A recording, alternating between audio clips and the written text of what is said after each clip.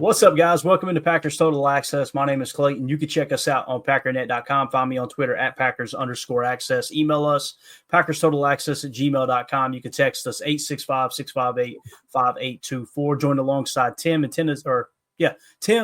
Green Bay, Emilio in Tennessee, here to talk some Packers. And more specifically, we're going to break down a Chalk Talk episode for you guys and gals with this win over the Chicago Bears. We got 15 plays to go through that I feel like are the most important plays. There's a few that didn't make the cut, and we'll probably observe those over the next day or so. We'll just kind of interweave it into the show. We will be doing a morning show tomorrow, and we'll also be doing an evening show tomorrow as well, as we got some rain rolling through, so we'll be ready to get back in here and talk some Packers tomorrow. But before we get started here today, guys, is there anything you want to hit on before we jump into Chalk Talk here? I know we've been kind of digesting all the information, and we've got key analytics that have come out, and you've seen replays 500 times. Is there anything at the forefront of your all's mind that maybe you didn't cover in the post-game show that kind of sticks out to you? Yeah, I think first and foremost, we have to mention that the Bears still suck. Great point, Tim. That's all I got, though. That's it. Like I said, put that number up to 2,200 days since they beat us. So I snagged these from Packers Unscripted with Mike and Wes, but just a couple of notes from it. So 1939 was the last time the Packers won on a field goal block. On the last play of the game. That was against the Cleveland Rams. 1939 was the last time we won on a field goal block, the last play of the game. Give it up for Carl Brooks. Wow. Let's go. And then, like I was saying last night, 25 years ago, the Bears broke a 10-game losing streak to the Packers on a block field goal. This past week, we continued a 10-game win streak on a block field goal, which came by Carl Brooks, which is the second block of his career, along with Colby Wooden. He's got 2. And then since 2022, Rich Bisaccia was hired in 2022, we have the second most field goal blocks in the NFL, only second to Pittsburgh at 10. We have 6. So, I mean, I know we got a lot of hate on, Rich and everybody and the Wii fence and all that, but we got to keep in mind that they are still producing. You just don't see it every time. Exactly. Hey, if you guys would, I'm trying to create a poll question right now. This is how professional we are, man. Nice. We're just doing it on the fly. We'll do it live. What should be the choices for defensive player of the week? Are we going to allow Carl Brooks into that, seeing it was a special teams play? Should we still kind of throw him into the defensive player of the week, you think? I mean, he had a couple pretty doggone good plays on defense, too, now. So we'll put Carl Brooks. We'll go Rashawn Gary. Rashawn, I think he ended up with 3 pressures, 1 sack. Who else comes to mind? We'd like to get 4 choices here for everybody in the chat. So it's tough because the defense did struggle, right? Yeah. TJ Slaton. I was going to say TJ as well. TJ Slaton got a sack, right? So we'll go with TJ Slaton. No one had any picks. Did anybody make any outstanding plays in the passing game as far as coverage goes? Yeah, Quay Walker made a great. Yeah, number 7 on the field, green dot on his helmet. We all know we're not going to put him on that. You see, Prince in here, Brenton Cox Jr. Yeah, there you go. Sack and tackle. Here's the guy. Let's do that. We'll go Brenton Cox Jr., the meat missile himself, right? That is a possum in a dumpster. All right, you guys, make sure you go vote. All right, sorry to be so unprofessional there. That's how we roll, though. This show sucks, okay? And then that way, because we got the offensive player, it ran away with it. Christian Watson, the offensive player of the week here on PTA. So we just want to, like I said, throw a defensive player. 4 catches, nonetheless. And what? They said they were saying every one of his catches was an explosive play. That is unbelievable. Yeah, I'm telling you, man, he's one of those guys that if he puts it all together, he can be that true number 1. And you guys know, I look at a number 1. I think people throw that term around a lot. And to most fans, a number 1 wide receiver is the best wide receiver on that team. To me, that's not a true number 1 wide receiver. A true number 1 wide receiver tilts the coverage, tilts the field in his direction, right? He's that guy that DCs would call a Tuesday player, right? Mm-hmm. Someone that you got to build the defensive game plan around.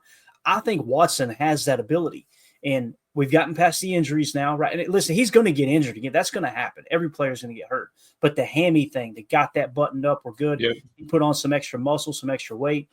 So he looks healthy there. His hands have gotten – have you guys noticed it too? Do you feel like his hands have gotten so much better this year?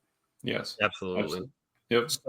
So I think we got a real shot there of having that true number one. To me, he's in the lead right now for that guy who's going to get the second contract at a pretty good chunk too. So yeah, we already know he can block. So I mean, what else is there to having a wide receiver? The fact that we can bring him into the U position or bring him right behind the tackle and actually put him in the middle of a run play. Yeah, that is special in a outside wide receiver. And what it says is LaFleur not only sees him as a wide receiver, he sees him as a tight end. Like, that sounds stupid, it sounds silly, but that's what they're doing when they put him in that wings position, right? Yeah. Wait for him to just sit.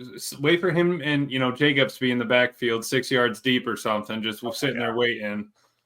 Yeah, and we've seen his rookie year. His rookie year, he can run the jet sweeps, right? Yep. Can do that. So, and he's not a bad choice to have out there if you're going to run a bubble screen too on an RPO and have him as the lead blocker, man. So again, you don't want to overreact to one good performance, but we've seen it this year. He's had minimal targets, and when he is targeted, other than the game there in the pouring rain against Detroit, he's pretty much came through, right? So I'm excited. I'm excited to see him. Grow as a player. But anyway, let's get into Chalk Talk. Y'all ready? Yeah. Before we get in there, Andy Watkins has had too many daddy sodas. Notification came on, so I had to say hello. Bears fans in Illinois are miserable. Man, it's the gift that keeps on giving, Andy. It's every time I log on to, I about said turn on Twitter like it's like I'm a grandpa turning on TV or something. Fired up.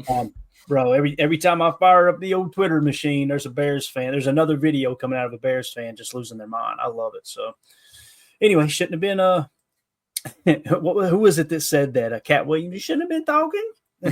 Right. So anyway. All right, here we go. First play, guys. Quick recap of the game. Packers win 20-19, right? Week 11 at Chicago. Turnover differential, Chicago won 1-0. The middle eight, Chicago won 7-0, and the Packers had 8 explosive plays to the Chicago Bears 7. Also a key statistic here. You guys know I'm real big on first down passes. Like I want to see those harnessed, don't get overboard crazy with that. This game, we only had 8 first down passes, and we connected on 6 of those 8. So huge statistic there. If you don't have that, if that number is closer to 4 than 6 or closer to 3 than 6, probably losing that ball game, right? So just another key statistic. But here we go. First play, first quarter, 14-22 left in the first quarter. 2nd and 9 play from their own 31-yard line. This is an explosive run from Josh Jacobs for 10 yards. Listen, this ain't nothing fancy, but these explosive runs matter, all right? The play call is 12 pistol twins, strong left, 21 duo, or 26 cutback. Again, when you're talking duo, you're talking double-double, all right? Meaning there's going to be 2 double-team blocks on the line of scrimmage. The touchdown later in the game, when I said Tom Brady called it duo, and I wanted to say, I don't look like duo to me, you didn't see 2 double teams. But again, we may not understand the full extent of the duo call, right? It might have been set up for duo, and the way that the defense played it, you couldn't get to the double teams, but that's what Brady called it. And when the GOAT calls it something, you just shut the hell up and say, yes, sir, that's right, it's duo. So maybe we'll fully understand that someday. But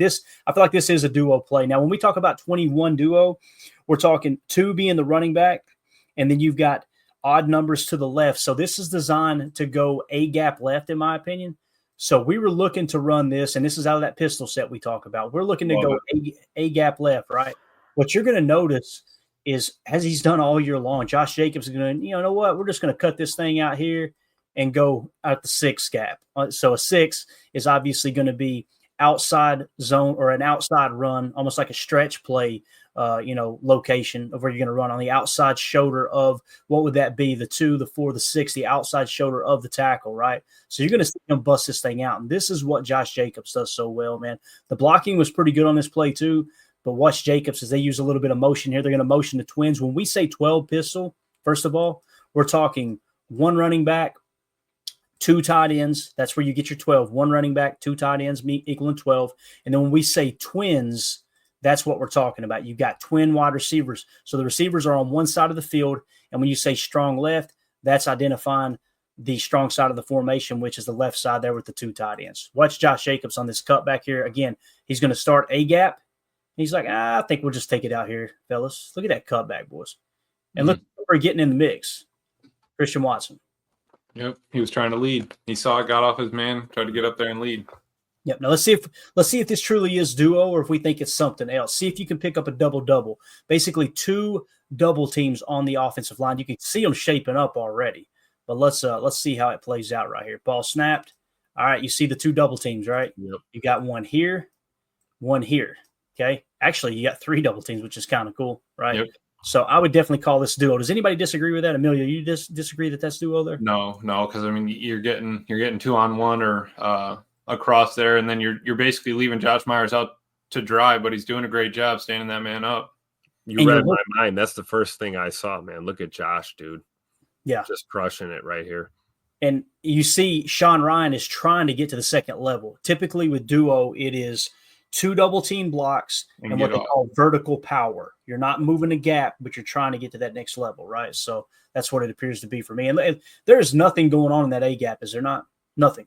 No. And look at this. Let's just take it out here. And we're off to the races. So and then the shoulder lowers the shoulder to finish it off. Get that extra 1.5 yards or 2 yards there. Yeah. Love it. A little bit of future vision. Clay, I know you're talking to empty A gap. He knew that, maybe he felt that was going to get filled. It did. It closed quick. Open in the NFL isn't open for very long. Right. And you're right. There's a little bit of a cutback right here too. Yep. But I love that Josh Jacobs is like, no, you're good. This guy's probably going to get pulled in as you're looking at that gap, right? And you already had the inside backer. There it is. So and then Josh loses his man, which isn't a problem at this point because he's already passed him. Right. And this is what Tim was talking about, just running through that defender and picking up another 2 yards. Absolutely huge. So again, explosives, when you hear us say explosive plays, it's runs of 10 yards or more, passing plays of 20 yards or more. And when you hit on an explosive play, whether it's a run play of 10 yards or more or a passing play of 20 yards or more, it triples your chances of scoring on that current drive. All right. That's why we're constantly mentioning explosive plays. So again, that was first quarter run there by Josh Jacobs, kind of setting the tone. As you guys know, that opening drive went really, really well, right? So here's a little later in that drive, we're going to get another explosive run. This is first quarter. Bunch Nasty X. I love it. I love it. So we got first quarter, 11:37 left, 1st and 10 at Chicago's 28. This is Emmanuel Wilson, 13-yard run. And this is a really cool. We've gotten away from the slice. Split flow, split zone, slice. Bobby Peters calls it slice in his book. I'm thinking that's more of Matt LaFleur's terminology. But when we're talking about a slice play, guys, it just simply means that you've got zone in one direction and then a sift block in the opposite. Okay, so here's the play call. 11 ace, like Tim said, bunch nasty X. What that means is you got a bunch set. Your X receiver is in a nasty split inside the numbers. Everyone's inside the numbers here. Okay, so you're really putting strain on a defense. Look at the hat count over here on this side. Like if you wanted to try to throw the ball up here, you've got two defenders trying to cover 3 targets essentially, right? 1, 2, 3. So you're already putting stress on the defense. You see, where's Jordan's head right now? He's looking over there, isn't he? So you got look at this. Bunch nasty X, strong left, F zipper wing. All right. So the F is going to run zipper and come back to the wing. And the call is going to be 23 slice, but we're going to go 22 cut back. All right. So let's get this F in motion here. So you see when we say zipper or what we refer to as yo-yo, he's going to come over. That gives some information. And now, all right, let's come on back. So check this out. Now when you bring him back, look at the hat count you got. Okay. Yep. So now you got Jaden Reed's going to help block too. But again, if we take it back just a frame with the slice, what's going to happen is the tight end's going to come all the way across the formation and set this edge right here. And what that's going to allow Tom to do is not even focus on this guy. Everybody's going to block down in this direction. So you really got a zone left blocking scheme because the slice is going to seal off the backside edge. And then you're also tacking on the F, who's going to be over here as an extra blocker as well. Now, when we say 23 slice, again, the 2 is the halfback. 3 is an odd number, so it's designed to go to the left. So it's going to be 1, 3. So this is a B gap zone. So this is zone B, right? Split flow or slice or split zone is what it's called. Now, even though he's going for the B gap, Manuel Wilson been watching Josh Jacobs here, boys. He's actually going to bounce it back and go 22, all right, on the gap he uses. Watch the split flow and how this sets up. And again, you see the yo-yo or the zipper, see the sift block coming around. Sean Ryan just Sean Ryan kind of gets beat off the ball here, but I love what Sean Ryan does. He's like, okay, you want to be that aggressive? I'm just going to pancake your ass. Watch this. Just get on the ground, little boy. Yep. Right. And then again, when we say it with the 22 cutback, it's not that he was cutting back across this side of the formation. It's that everybody's blocking down zone, that's where the 2 gap ends up. So he ends up in the 2 gap, which again is to the right. So it's going to be on Josh Myers' or I guess it would be his inside shoulder. It's kind of weird once they cross the formation. But again, Sean Ryan's going to be on the ground pancaking that guy.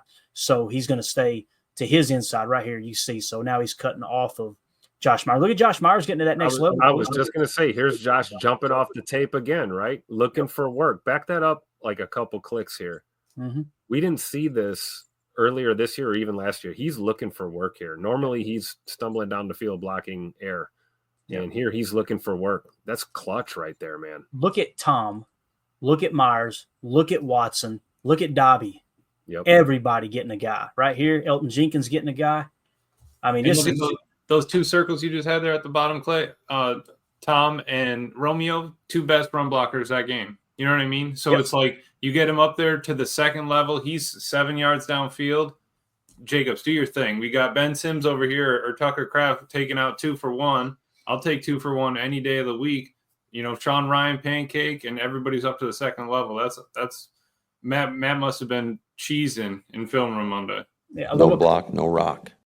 Coach Lynn says Watson took over Musgrave's role. He really did. Because, Musgrave is that guy that you treat more like a receiver than a tight end, but he can block on these cornerbacks because he's got that tight end build. Christian Watson, man, I feel really comfortable saying Christian Watson is a better run blocker than any tight end on our team. Like, I don't know if I'm over-exaggerating or what, and you wouldn't dare try to put Christian Watson in there on a 240-pound backer, right? I mean, he could do it, but you would want Tucker Kraft making that block. But Christian has just been phenomenal in this aspect of his game. Mm-hmm. And, again, Dobby getting out there too, man. And again, with the zipper motion, what is it doing? Look where Six's eyes are. He doesn't even know who's got the ball. He's still focused on the F. Yep. Right? That's what that does for you. And again, Emmanuel Wilson, a great burst, run through an arm tackle. He's going to lower his shoulder, pick up an extra yard as well. So I love it. Yeah. And again, last year we kind of overused split flow, right? Those slice plays. And it got to the point where they didn't work. This year you haven't seen it much at all. We haven't called it out hardly at all on Chalk Talk, have we? Mm-hmm. Now you're going back to it, right? So it's huge. Tell me what we had to get away from the SIF. I remember, that was a big problem. But look at you got the 2 on the left side. That's who Ben Sims is about to take out. That corner and that DN. Zach Thompson said, I don't even need to worry about it. Take him out.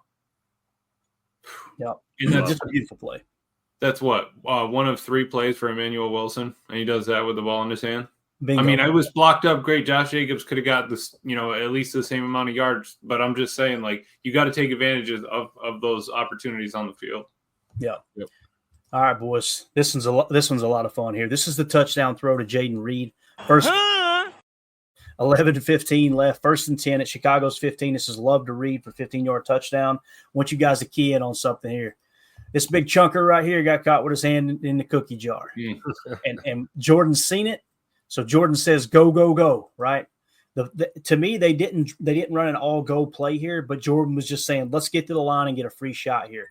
And you'll understand why they didn't go all-go. And they may have something baked into their offense where if we're inside the 20 and we get a free play like this because we're catching too many men on the field, let's run this version of it, which essentially turns into 11 ace nasty. I didn't cuss. It's ace nasty, all right? Trey left stack, 585, Y leak, T safe is the play call. Let's talk about what all that means. So with the 11 ace nasty, obviously ace is single back, 1 running back, right? You've only got 1 tight end, okay? When we're talking stack, Trey left stack, a Trey formation is when you've got 3 targets to one side and one of those 3 is a tight end. If they were all 3 receivers, we'd call it trips instead of Trey, all right? That's the difference there. And when we say stack, they're not necessarily stacked, but if they're within a yard of each other, I just refer to this as stack. Yeah. They're kind of stacked on top of each other. That makes it really, really difficult for any kind of switch releases that may happen for these corners to pick out their work. All right. 585 is real simple. If you go to the route tree, the number system on the route tree, a 5 is a let's see here. A 5 is an out. All right. So it's going to be an out route, which he's actually going to work it deeper. And this is what I was talking about. Rather than all go, I think they're taught out route, right? And then the 8, if I remember correctly, is a post. So Jaden Reed is going to get up here and work a post. And then the 5 is going to be on the other side, which is going to be another out, get up here toward the goal line and work an out route for Romeo. And then the Y leak is going to be the flat. So he's just going to kind of chip and then work underneath and give him a safety valve if you need it. If that was the normal play call, in my opinion, that's why they just stuck with it, get to the line real quick so you could take advantage of that guy being on the field. The T is going to stay safe, so he's just going to pass block. So 6-man protection. You've got 4 in the route, and this is a free play, so get your money's worth. You'll see Jordan here too. See him look over right there? He sees those big cheeks. He sees that big dump right there. He hasn't even passed the numbers yet. He is struggling. He knows. He's like, man, I can wait a couple more seconds, let my boys get set here. So, yeah, he said he's got dumps like a truck. Snap this ball, right? All right, free play, and he's just going to look for Reed right here. And again, if you do all go, you're going to run out of real estate in the back of the end zone, right? Mm-hmm. That's why I think they just stuck with the same play. You can work the out. You can work the out with this 585, and it's just a skinny post. And this poor guy right here don't know what the hell he's going to do. We're just going to especially with them walk down with that safety right there in the orange over by the 5-yard line. He's walked down in cover 3 kind of at the beginning. Yep. And then why not have 2 outs or at least 2 corners or something to pull your outside corners away from the middle of the field? That's your shot. Yeah. No, it's perfect. And Jordan, no hesitation too, man. He could have hit Watson here too, probably, right? Yeah. Watson, that's a great route. But I love that he just took his spot right down this seam right here. He knew that was going to be his easiest opportunity. Hammer that back, pre-snap. Can we go back pre-snap? I swear, it's almost like we've seen this before. Have you seen this before? Does this remind you of anyone else? Like maybe a guy that Jordan backed up for a couple of years? I mean – catching them with their hand in the cookie jar. I mean, that's the AR-12 trademark right there. Yeah, I feel comfortable, Tim, saying that Jordan's got to be top 3 or at least top 5 in catching the defense in these type of situations. The problem is they keep blowing the play dead rather than letting them get those free shots. And that's the difference between Jordan Love and Aaron Rodgers. Aaron Rodgers scolding the hell out of those officials. Those officials, like, it's Aaron Rodgers, I'm going to give him that free play. I feel like Aaron's the reason the league tightened up on that so much. Oh, absolutely. He was just exploiting the hell out of it so much. Got to love it. Don't get caught with 12 on the field, man. Yeah, what was that? They got the explanation Tom Brady did or whatever. It was once Elton put his hand on him, then we lose the free play. Okay. Right? And you're taught to do that because if the defensive lineman comes across the line of scrimmage, no one moves and he gets back, there's no penalty. So the offensive linemen are taught as quick as they come across, put your hand on them. Engage right away. And I don't want to pick on Josh Myers, but in that situation, what Tom Brady was trying to say was as soon as that guy jumps, everyone is expecting that center to snap the ball. Yeah, right. So the backup plan is if the center doesn't snap the ball quick enough, get your hand on him and at least get the 5 yards. You know what I'm saying? So in other words, we're back to snap the freaking ball, Josh. I didn't want to be the one to say it, but that's kind of what it felt like to me. You know, I'm joking. Josh played great in this game. I'm not, going to break them down too much here. But if we can get a snap and run the free play, I'd like the refs not to be able to take that from us for sure. Yep. Let's take a look at this quick set for pass blocking too. These guys had to hurry. You'll see Jordan look over his shoulder again right here at the cheeks. He said, "Oh, some big cheeks right there." Yeah, let's do this, boys. Get on. See, go. You see him slap Josh? Yep. Watch Josh. He sees right here like, Josh, we're going, buddy. Let's go. A little friendly. Now let's see. Look at the pass block, boys. That's beautiful. Yep. Jordan gonna let that thing rip, boy. I love that he protected his receiver too. Did you notice that? Yeah. Rather than throw him into that safety, he's going to put it on the backside of him, right? Yep. Yeah. Stop your route now, Jaden Reed. Catch this ball. There is a truck about to hit you right in the mouth with an F. How many? I can't wait for us or whoever the media team, whatever, do a cut up of all of his seam shots into the end zone this year. I mean, just how many of those has he fired in there? Right.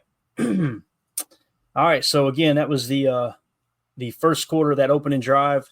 It ends in the 15-yard touchdown. Unfortunately, it got really, really quiet for the offense for quite some time in that game.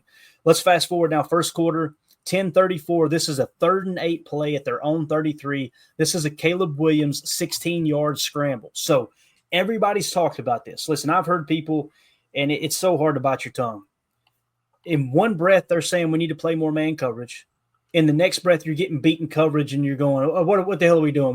Why is Carrington Valentine in single coverage over there against that guy? That's man coverage, right? We need to blitz more, and then when they blitz and the ball comes out quick, that was pointless to blitz. Now it's the whole argument as old as time of you heard fans in the stands, you've heard them, sitting on, hearing you drunk, watching football with your drunk cousin or whatever, right? What do they always say? Hey, we need to run the ball. And then when they run the ball, we need to be passing the ball. It's like, don't matter what it is, they're not happy, right? So they did run a touch spy here. But the problem, in my opinion, was I think it was Cooper. Cooper really underestimated Caleb Williams' speed, pretty much on 2 crucial 3rd downs. And you guys know I love Edgerrin Cooper. This is what rookies do, right? He's used to being the fastest guy on the field in college. And now you've got quarterbacks like you're going up against the best of the best in terms of college talent making it to the pros. And this type of stuff's going to happen from time to time. But nickel 4-2-5, double A mug, Will T, all right, which is going to be kind of a stunt. So you're going to take the Will backer is going to go first, and the tackle is going to stunt off of him. So let's identify the Will right out of the bat. I'm pretty sure this was Cooper. Yeah, it is. So there's your tight end. That makes Cooper your Mike, all right? And that's how I do it in blue here. That makes Quay your Will. So now that we know that, let's draw this up. We're going Will T. So he is going to press, he being Quay, and then the defensive tackle is going to work off of him in a stunt play. All right, that's how that's going to work. That's what Will T means. All right, mock touch is real simple. You're going to have our boy Edgerrin Cooper, who's the mock, is going to come up and touch the center like he's blitzing, and he's actually spying Caleb. His eyes are going to be on Caleb. His job is to spy Caleb Williams here, okay? And we're in cover 1 man. You guys know I'm not a big man coverage guy. This is why, especially against mobile quarterbacks. When you turn your back to the quarterback, you're going to get cooked. It's going to happen from time to time. So you got to take the good with the bad. But everybody's pretty much man coverage across the board here. They're going to be playing a little catch man out here, depending on how this is, if this is a switch release or not. And again, when you're going Mike touch, your backer is occupied with it's not a drop. I wouldn't call it a mock drop or a cover 1 drop. It's more of just a cover 1 spy, essentially.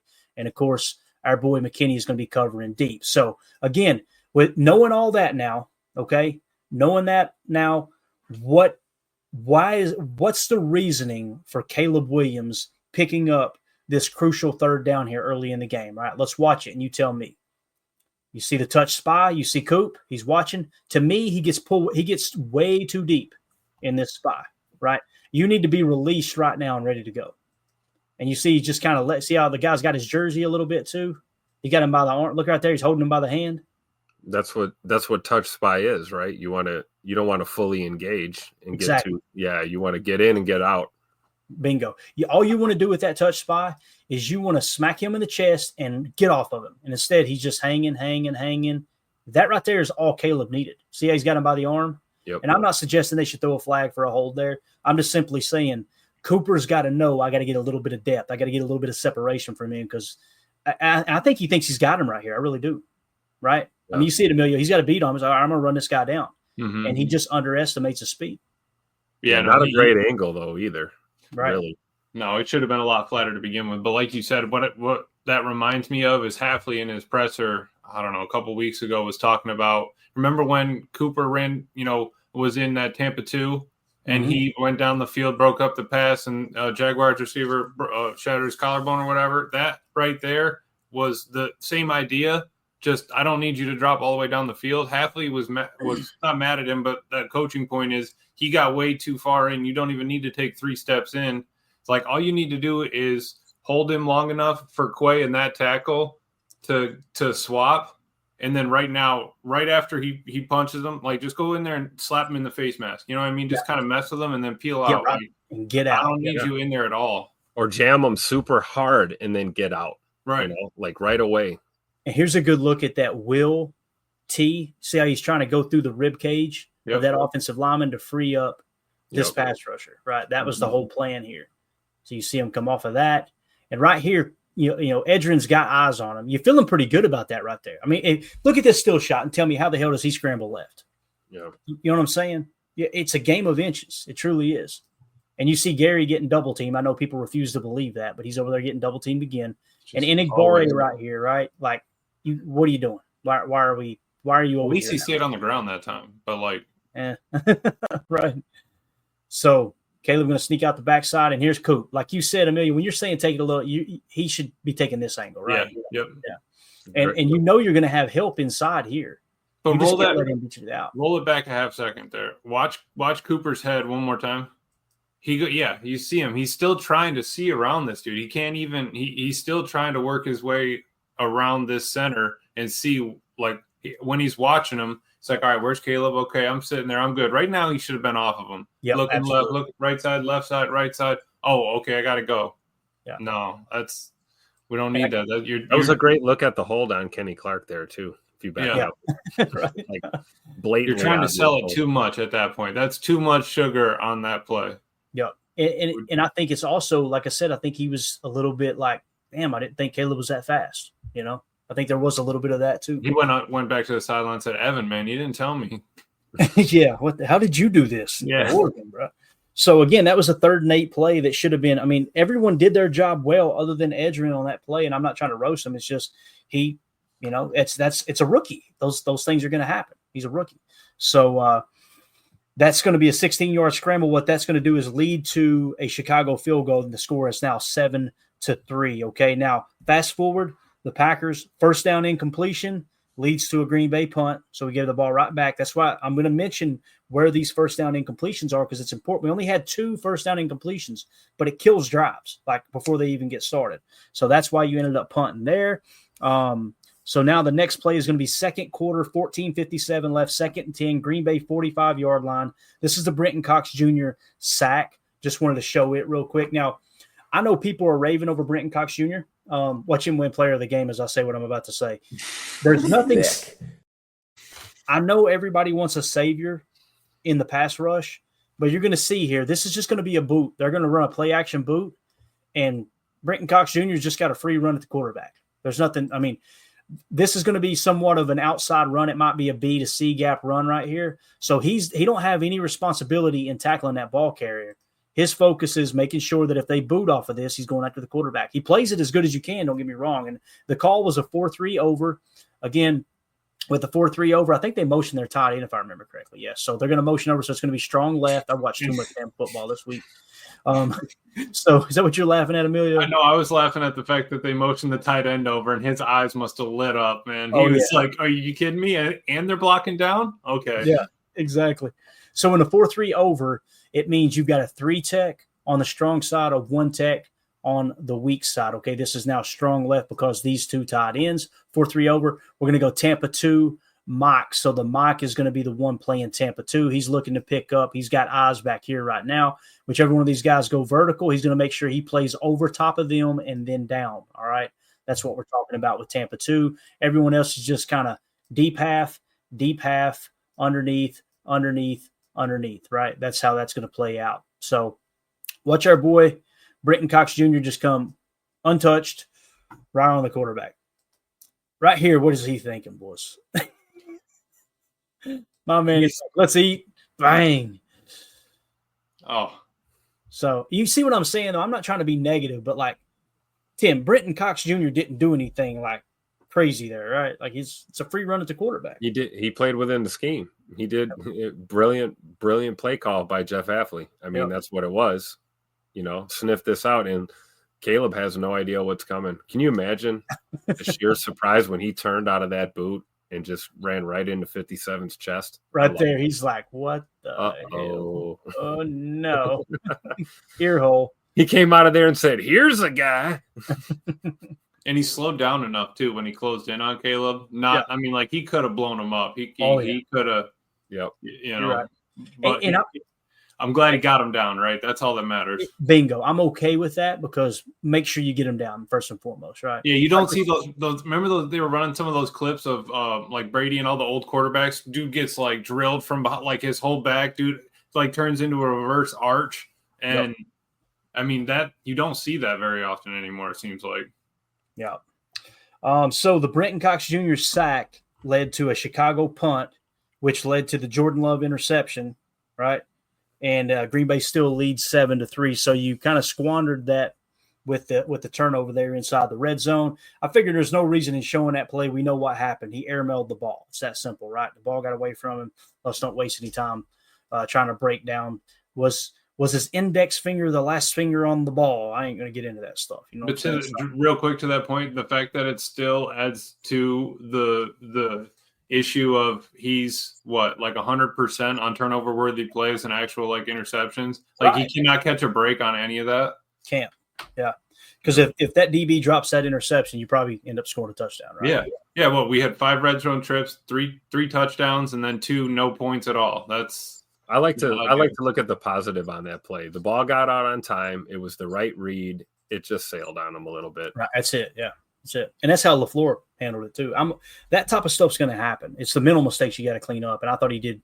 I think he played damn near flawless other than the dime piece he dropped into Christian Watson in double coverage. He should have threw to Tucker. Mm-hmm. And again, he made the play. But Matt put him in that position to throw that ball, right? Like, we were 2nd and 1 on the 6 or something. We just needed to get a yard, and we would have a brand new set of downs on the 5. Like, Matt, you got to run the ball there. We can't be passing it, and then we get ineligible downfield. We can't be having that. Yep. Yeah, no doubt. All right, so let's fast forward now to second quarter, 3:17 left. This is a 3rd and 5 play at their own 42-yard line. Guys, we are in the middle 8 right now. All right, you want to know why we lost the middle 8? This play right here extends the drive. It's another 3rd down scramble. It's 3rd and 5 from their own 42. Caleb Williams with a scramble. So remember earlier, how did they end up scrambling? My opinion, the main focal point was man coverage. You're in man coverage, quarterback. That's a scrambling quarterback's dream is man coverage. Edgerrin Cooper was set there as a spy, so that's the way that Hafley's trying to counter that. But unfortunately, he got tied up, was late to the punch, and couldn't make it happen. So now, nickel 4-2-5, guess what? Cover one man. We're going to go will drop, all right? And I'm thinking that they had him play drop rather than a touch spy. He's just playing a true spy, but it's kind of in between. With a drop, you're typically like 7 yards and then playing down, right? In this case, he's kind of hovering around this mark right here, so he's staying a little shallow. That's why I think it was cover one spy. And we'll talk about what we mean by Wyatt Reckless here in a second. But again, everybody's in man coverage, so they're focusing on the work. If these guys go deep, and I don't know if they do or not on this play, I'm sure some of them did. All these defenders' backs are going to be turned to the quarterback. So this is on the spy. Period. Case closed. If he gets out of this pocket, again, it's another 3rd down scramble. Cover one. You see everybody kind of sizing up their guy, right? And guess what happens? Now look at Quay. I heard people roasting Quay on this play. They're like, Quay's running in the opposite direction. He's got to cover his guy. He's got to cover his man. Don't hate the man, hate the call there, because and you guys know I'm critical of Quay. I don't think Quay has played good football at all. If it were up to me, I would not re-sign him unless it was a hell of a deal for the Packers. But in this case right here, he's in man coverage. He's got to go. If he breaks off that assignment, that's a lob pass for probably a tutter up the sideline. Yeah. Yep. And again, I'm pretty sure this was a drop / spy right here. I don't like that they've got him so far over on this side of the field, Emilio. You see the spy? No, because what I was just looking at, circle the Bears guy. Yeah, because who's that? Evan Williams up top, maybe? Or whoever's playing corner? One more up. Yeah, yep, right there. Yeah, basically this is what you had with catch man. It's supposed to be this. Yeah. What I'm noticing with Hafley's defense is they are allowing them to pass man coverage off to the drop defender. So keep that in mind. And what I mean by that is if he's going to play outside leverage because they're in cover one man, this guy's got deep seams. So you don't let those receivers, you do not let them get out there, okay? Don't let it happen. Don't let the receivers get out here. You've got help in the middle. You're funneling them to the middle. So if they get so far gone, they'll just pass it off to this drop guy. I've noticed that on 2 or 3 different occasions this year where it seems like within the cover one drop scheme of Jeff Hafley's defense, they're just passing that off to the drop. So watch what which I like. I do like that in a crosser look because he's got his coverage. The problem is Caleb Williams can move, and you can't be having him run a spy and a drop and cover a crosser because he's thinking I need to keep running towards the numbers when in reality he's got to cross both hashes and try to run Caleb down. And again, he's underestimating Caleb's speed here because look at his angle, Emilio. Yep. He's going straight here rather than here, right? Yeah, like he needs to be 45. Yeah, he needs to be going to the 45. Yeah, exactly. Now, I want to say this in defense of him. It may not have been a true spy, and they might have been playing contain. And here's what I want to mention. Watch Gary on this rush. Notice how he doesn't just go after the quarterback. See how he's holding his ground? Mm-hmm. So I think what it was occupy the double team. You're going to shoot one, and everyone else off the edge, in my opinion, was supposed to be in a contain. Okay? And what I mean by that is this is what your pass rush look like. Blow it up and try to get to the quarterback, right? This guy, contain. You be ready to shed that and make the tackle if he scrambles. Contain. And then this is the occupy the double team top block right here, or top rush here. Does that make sense? So you're going, okay, Clayton, then what the hell happened? Why didn't it work? Watch Devontae White, and you'll see it better on the end zone cam here in a minute. This is what we talked about. You've heard me say he rushes the quarterback recklessly. Imagine that this is a true contain on the outside, and they're looking to just – this was Hafley's the last third down scramble. Hafley's going, hey, guys, listen, on this play, cover one man. Let's go cover one drop. Edge, you spy the middle, and guys, contain. Keep him in that pocket. Do not let him break the pocket, right? Imagine that's the call here, and watch what Devontae Wyatt does here. Completely takes the other guy out. Yeah. That's what happened right there. So it's easy to look up and go, Enigbari got pancaked. No, he didn't. He got pancaked by his own damn guy. It's easy to look up and go, okay, Edgerrin Cooper took the bad angle, and it's easy to look up and say, why is Quay running backwards down the field? I think Devontae took the inside instead of the outside shoulder on that. Did he just rush the wrong way there off the snap? And again, there's times, Tim, where you see him rush into other guys. It happened all year last year. He rushes into other people's lanes, and you just can't do it, man. You can't. Watch him right here. Look at that. Yeah, no, he got, and that's the reason why the lane for Caleb opened right up. I mean, if he power rush into your dude, then work him. He decided he was going a gap shot and gets run down. Yep. And again, this is, you could tell by both of them using the same technique. Both Enigbari and Gary using that straight arm. Keep them off of you, right? Keep them off of you and be ready to shed when he goes to scramble. And Enigbari has no shot of doing that because he gets taken out by his own guy, right? Yep. Mm-hmm. So to me, it looked like a mirror image. These two outside pass rushers were trying to get up the field and then shed back inside to trick Caleb, and it worked perfect. Look at them both, right? Now watch them both work back inside. See, a little pull. But the problem is Enigbari gets taken out by Wyatt. And then again, just a bad angle there by Coop, and Quay has got to be prepared for if Quay does what people wanted him to do and go after Caleb there, he just drops that pass right over the top, and that dude's probably picking up 30 yards. Yep. I hate man coverage. I need to say it one more time. I hate man coverage. Oh, did you see Quay peel off when he knew he crossed the line of scrimmage? He said, all right, I'm going to peel off and actually make a run at him. Yep. Right here. Yep. Right, okay, he's fast. I'm coming. Yep. Andrew said, member for a month. Appreciate you, Andrew. Packers will be drafting to replace Quay, unfortunately. It kind of might have already did that. Yeah. Might have did that last year. Now, what you got to do is find some depth. So unless the stars align, I think that they'll go try to find another backer later in the draft. You know what I mean? Just to kind of, all right, now here's your new backup. Let Tyron Hopper climb the ladder a little bit and move forward that way. If we're going defense early in this draft, I think it's probably going to be corner. Yeah. You know? I think so, Tim. Could be. Appreciate you, hour one. Thank you. This will be the start of hour two.